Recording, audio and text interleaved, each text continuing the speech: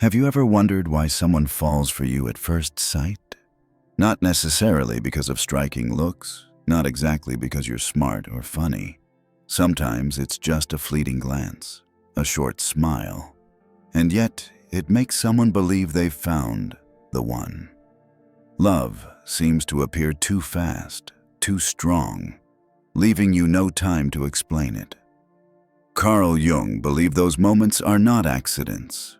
He wrote, "In psychology, there is no such thing as coincidence." Meaning, behind every attraction lies an invisible architecture of the unconscious. And according to Jung, there are only two true reasons why people fall in love. Two reasons that are both beautiful and dangerous, because they rarely come from the real person in front of you, but from the hidden parts within yourself. Maybe you felt it too. Meeting someone and your heart responds as if it were already programmed. You call it destiny, but what if in reality, what you saw wasn't them at all, but a part of yourself reflected through them? This video will take you through those two reasons, and if you dare to follow it to the end, you'll realize that love has never been just about another person. It's also a journey back to facing your own self. Jung observed that many times we fall in love, not because the other person truly has it all, but because they awaken in us a part that has long been forgotten. This is projection, a mechanism of the unconscious that makes us place what we lack onto someone else. Think of a person who has lived their whole life in restraint, cautious and held back. When they meet someone bold, outspoken, unafraid to say what they themselves never dared to say, their heart stirs. They believe they're in love with that person, but in reality, they're in love with the part of themselves they've never lived. Jung once wrote, "We are often drawn to qualities we have repressed in ourselves. That is why the quiet are drawn to the lively. The logical are fascinated by the sensitive, and the safe are captivated by the adventurous." Love, in this case, is like a mirror. The other person reflects the shadow part you've never dared to face. That's why the attraction feels so powerful, because it awakens what you weren't even aware of. But here lies the danger. When you believe they are your missing piece, you hand over your soul to the image you've projected, not to who they truly are. And then life unfolds. Their flaws emerge, their human limits appear, and they no longer match the image you built in your mind. That's when love begins to crack. You feel betrayed, but in truth, they were only ever being themselves. The real pain comes from realizing that you gave away too much of yourself to an illusion. Jung warned, "What you project onto others will eventually have to be taken back, or it will destroy you. If you don't reclaim the parts of yourself you've handed over, you'll repeat the same script: attraction, illusion, and disappointment. Again and again, until it becomes your entire story." That is why Jung called projection both a miracle and a curse. It gives us the intensity of love at first sight, the spark that feels like destiny. But hidden inside that spark are the cracks waiting to appear. And this is only the first reason, because there is another, deeper, more mysterious, why love sometimes feels like fate, and why it can also completely undo us. Projection makes love both intoxicating and dangerous, because what you feel you're in love with is not entirely the other person, but the shadow part of yourself trying to find its way back home. Think about the relationships that once burned so brightly, only to collapse just as quickly. In those moments, you may have told yourself, "They are everything I've ever wanted." But soon after, you realized they weren't the perfect image you had trusted. What you lost when the love ended was not only a person, but also the piece of yourself you had handed over to them. Jung once warned, What we project onto others must eventually be taken back, or it will destroy us. This is why so many people after a breakup feel an unbearable emptiness. It is not because they lost the only love of their life, but because they never reclaimed the fragment of their own soul they had given away to that mirror outside of themselves. This is the shadow of projection, the illusion that love will complete you, when in fact it only reflects what you must learn to integrate within yourself. The more you believe someone else is your missing piece, the more fragile you become when their human imperfections inevitably appear. And when disappointment repeats itself, you start to doubt your own worth, even convincing yourself that you are unworthy of love. But the truth is different. The problem is not love, nor the person you loved. The problem lies in your inability to look into the mirror and take back what is yours. If you don't reclaim it, the cycle continues. You'll be drawn again to the same type, swept up in the same intoxication, and broken by the same disillusionment. Jung called this the compulsion to repeat, the unconscious forcing you to confront the lesson you've been avoiding. This suffering can make love feel like a curse, but Jung wanted you to see something else. Hidden inside that shadow is the very chance for transformation. Because each heartbreak carries a message from the unconscious, whispering, "Stop looking for the missing part outside. Come back and find it within yourself." If projection explains why we are drawn to the qualities we lack, Jung pointed to an even deeper reason why love sometimes carries the weight of destiny. He called it Anima and Animus. According to Jung, in the unconscious of every man lives an inner image of a woman.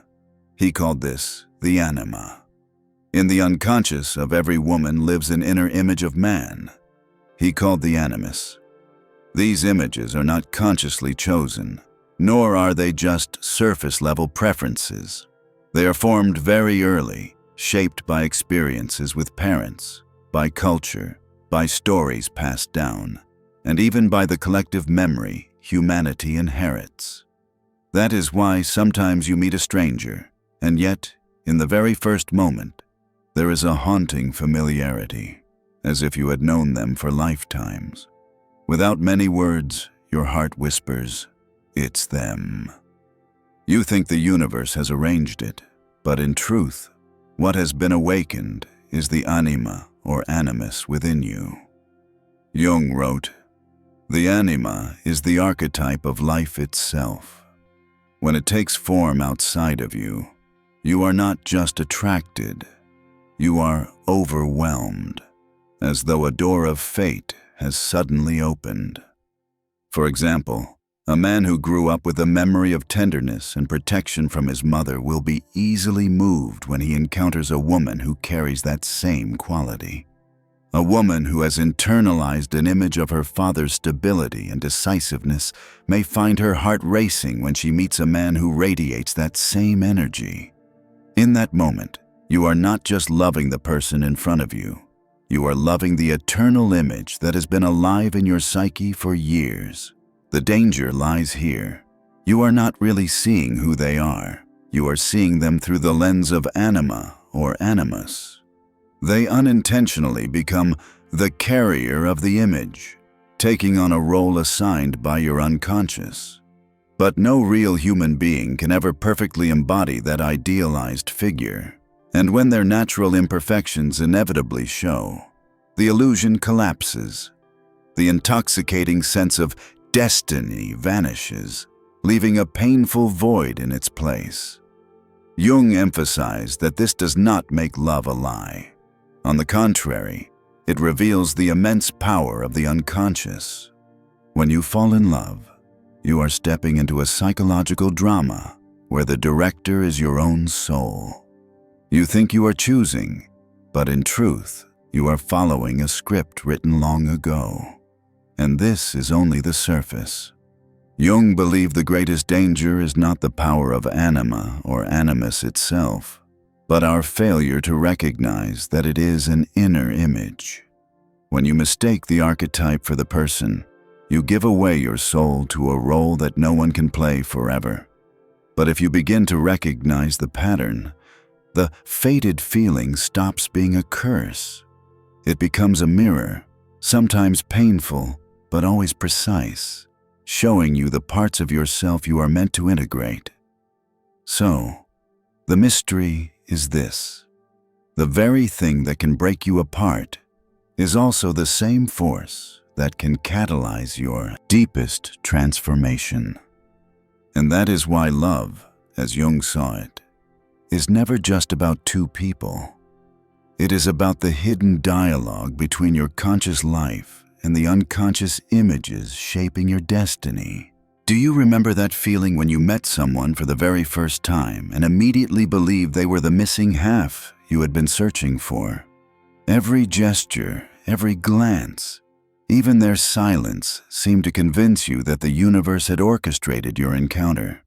That is the power of Anima and Animus when they take form. They create the illusion of a destined love, of a perfect soul stepping out of the theater of your unconscious imagination. But here lies the problem. No one in real life can forever sustain that idealized image. Eventually, the small habits surface, the minor disagreements show, and the less flattering aspects of their humanity emerge. And the moment reality reveals itself, the illusion shatters. The person you once believed to be destiny suddenly feels like a stranger. Jung emphasized this with precision.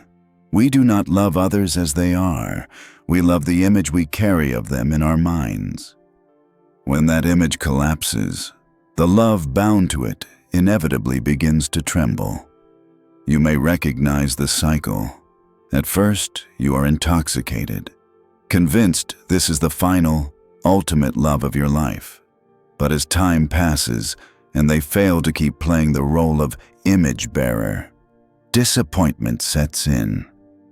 Sometimes it feels like betrayal. Yet the harsh truth is this: they never promised to be the person your unconscious dressed them up to be. It was your psyche that cloaked them in the costume of destiny. The cost of this illusion is often disillusionment.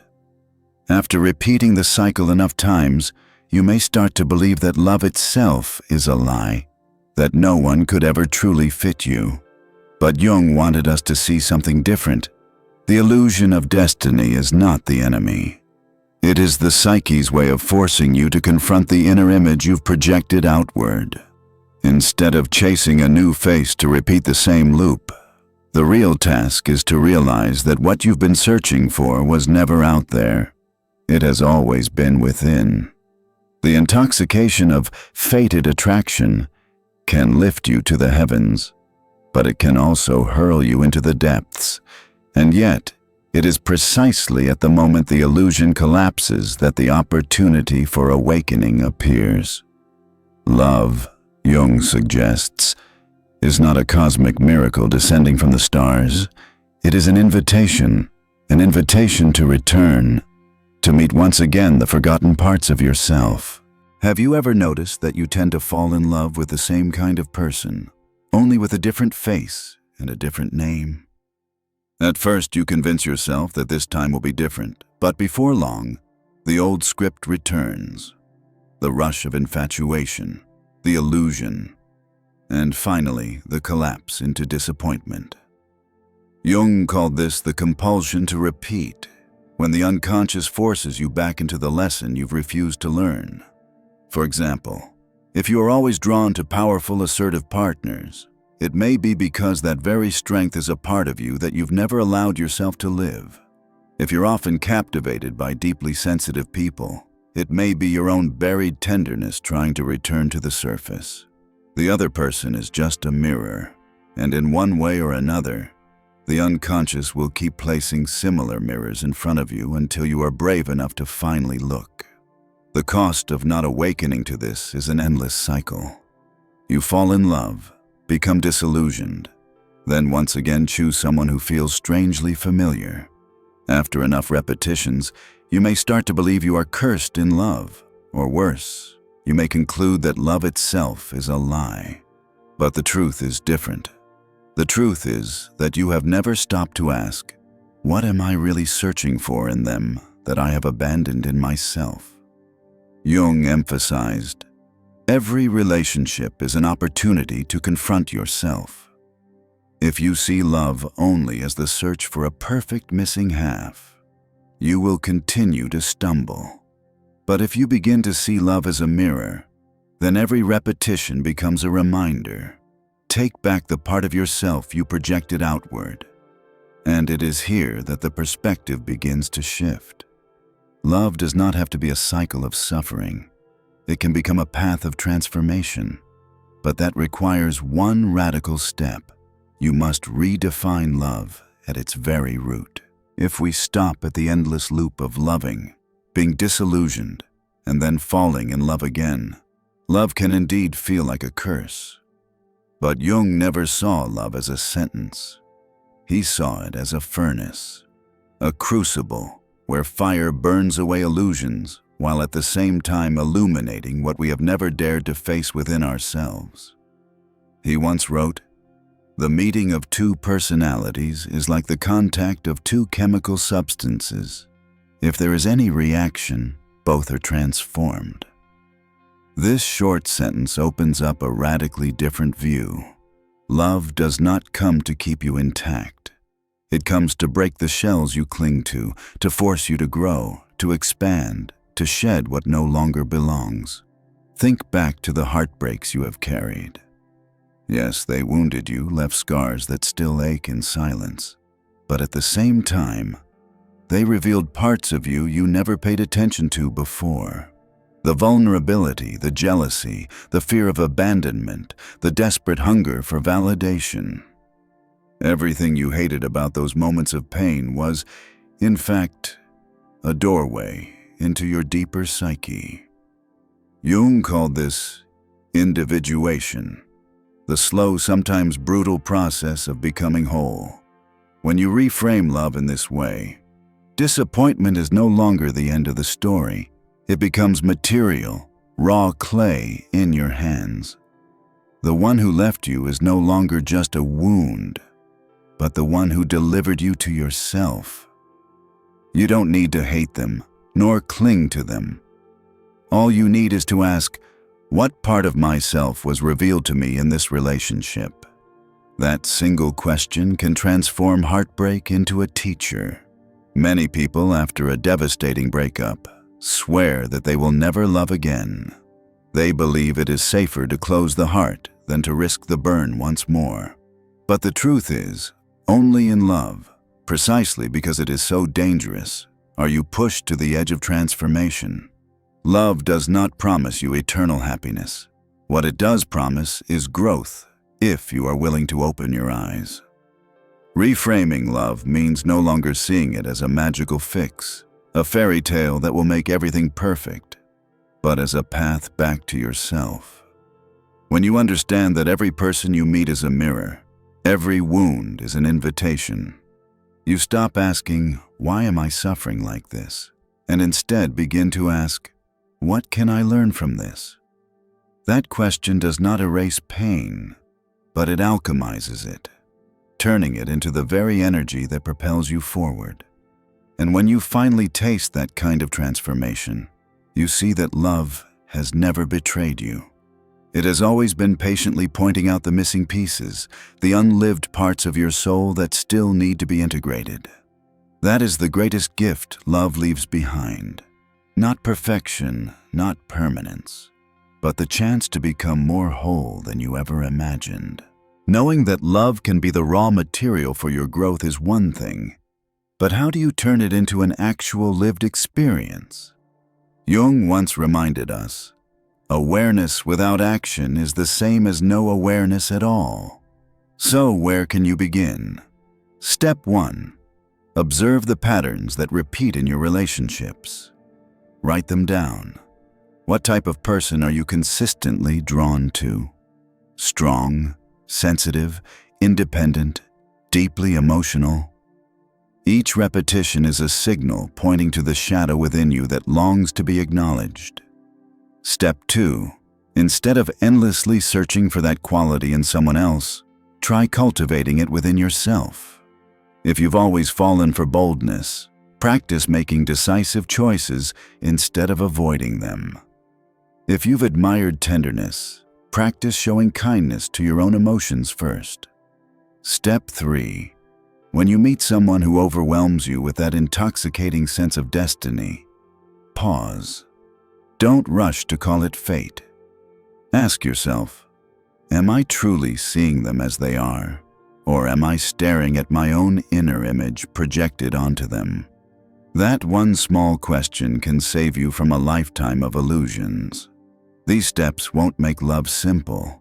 Love was never meant to be easy, but they will help you love without losing yourself, so that each relationship becomes more than a cycle of infatuation and disillusion. It becomes a step closer to wholeness. P9. The true gift of love. The danger of love is also its greatest gift. Yes, you can lose your sense of direction when love collapses. Yes, it can feel as though you've given away a piece of your soul and will never get it back. But if you stop there, you'll miss the deeper truth Jung pointed to. Love is the most honest mirror, exposing the parts of yourself you never dared to look at. Jung once wrote, "Through others, we become ourselves." That means when you fall in love, you are not only meeting another person, but you are also meeting the unconscious within you that has been stirred awake. The other person is only a catalyst, but the reaction that happens inside you is what truly matters. The gift of love does not lie in finding the perfect person, but in the way it forces you to confront the aspects of yourself that remain unintegrated. A relationship may leave you with scars, but inside those wounds lies the deepest need of the soul, the longing to be whole. And if you dare to face it, the pain becomes fire that refines you, and you emerge as a fuller version of yourself. On the other hand, if you refuse the lesson, you will repeat the same cycle: seeking, disillusionment, loss of faith.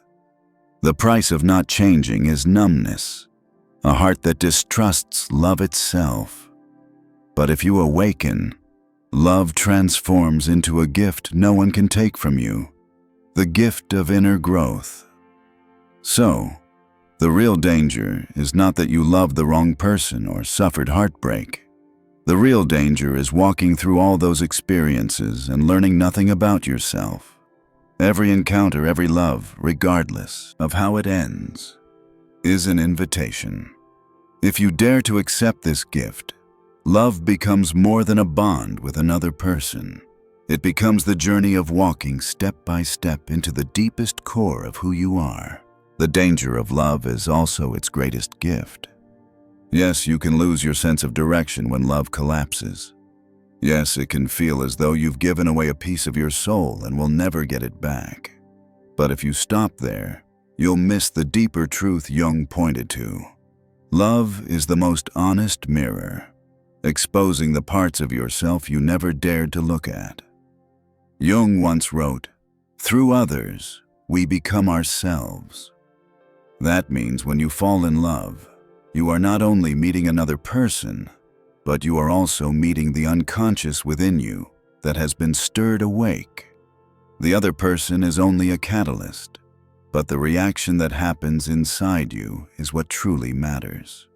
The gift of love does not lie in finding the perfect person, but in the way it forces you to confront the aspects of yourself that remain unintegrated. A relationship may leave you with scars, but inside those wounds lies the deepest need of the soul, the longing to be whole. And if you dare to face it, the pain becomes fire that refines you, and you emerge as a fuller version of yourself. On the other hand, if you refuse the lesson, you will repeat the same cycle: seeking, disillusionment, loss of faith. The price of not changing is numbness, a heart that distrusts love itself. But if you awaken, Love transforms into a gift no one can take from you, the gift of inner growth. So the real danger is not that you loved the wrong person or suffered heartbreak. The real danger is walking through all those experiences and learning nothing about yourself. Every encounter, every love, regardless of how it ends, is an invitation. If you dare to accept this gift, love becomes more than a bond with another person. It becomes the journey of walking step by step into the deepest core of who you are. So, in the end, why do we fall in love at all? Jung showed us that it isn't simply about surface attraction, but because of two deeper reasons.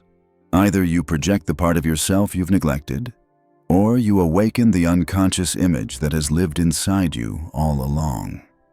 In this sense, love always begins with an illusion, but that very illusion is also the doorway that leads you closer to your own truth. You may lose a person, but you never lose the part of yourself that love has illuminated. Every relationship is a mirror, and if you are brave enough to look into it, you will see that love has never betrayed you. It has only been patient, pointing again and again to the fragments you must reclaim to become whole. Perhaps right now, you still don't have all the answers, but that is not a failure. The journey of love was never about reaching a final destination. It was always about uncovering deeper and deeper layers within yourself. And maybe one day, you will finally realize what you were searching for was never the destined one, but the ultimate encounter, the one with yourself.